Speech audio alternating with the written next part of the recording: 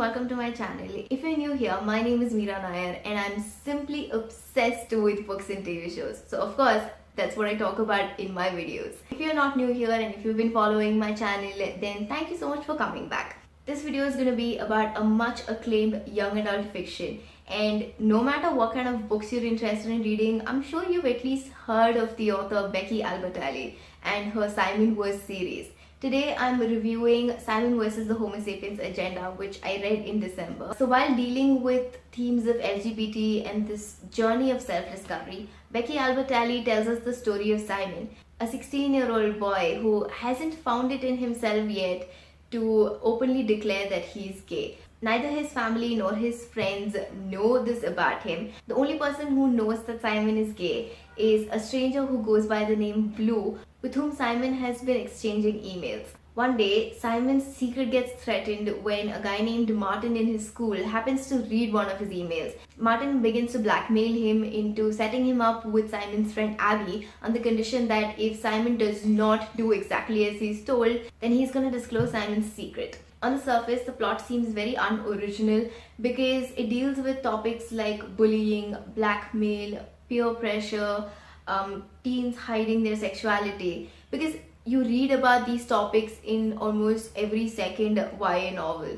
As I was getting into the book, I had a feeling that I wouldn't be getting anything unique or like a fresh perspective out of it. And just like I had expected, there wasn't anything that really caught me off guard or surprised me about the book, because it delivers exactly what it promises. One of the things I really liked about the book is its epistolary format. We get to read both Blue and Simon's email conversations, and that added an interesting perspective because then you're getting to read the story from both of their angles. So while this is a very quintessential coming of age story, there's of course the element of mystery because we're all trying to figure out who Blue is, and I did have a couple of guesses. Some of the main characters in this book are Simon, Martin and Blue, of course.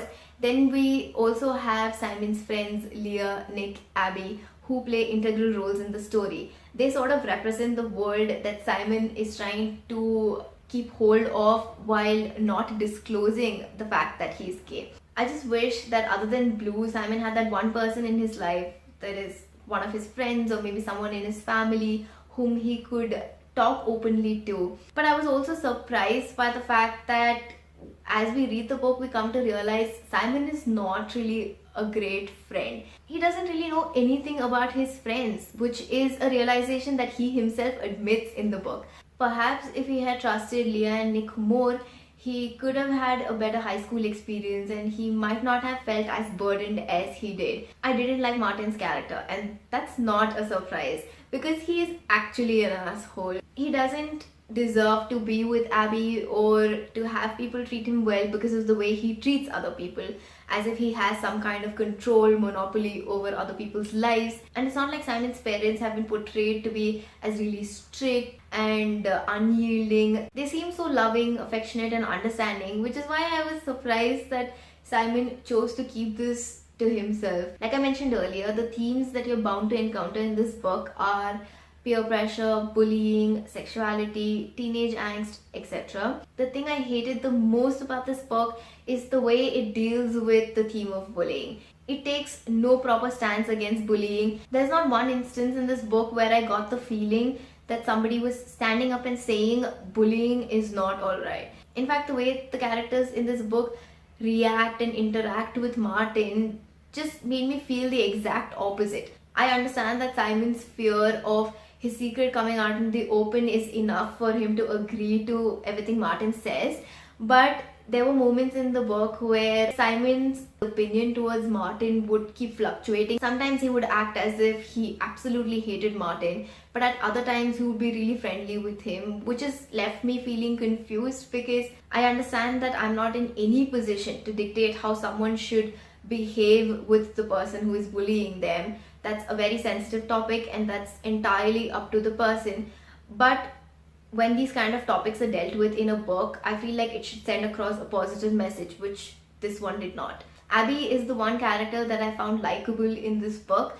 As for the USP of Simon versus the Homo Sapiens Agenda, I don't think there's any. There wasn't any character or any storyline, any plot point, any theme that really made me feel like, oh wow, this is a special book. And so there wasn't anything unique in it to set this book apart from others that deal with similar themes. I'm not discouraging you from reading this book, because of course it is enjoyable and you're probably gonna have fun reading parts of it. I rated this book 3.5 out of 5 stars. If this plot sounds like anything you're in the mood for, then of course go ahead and pick it up.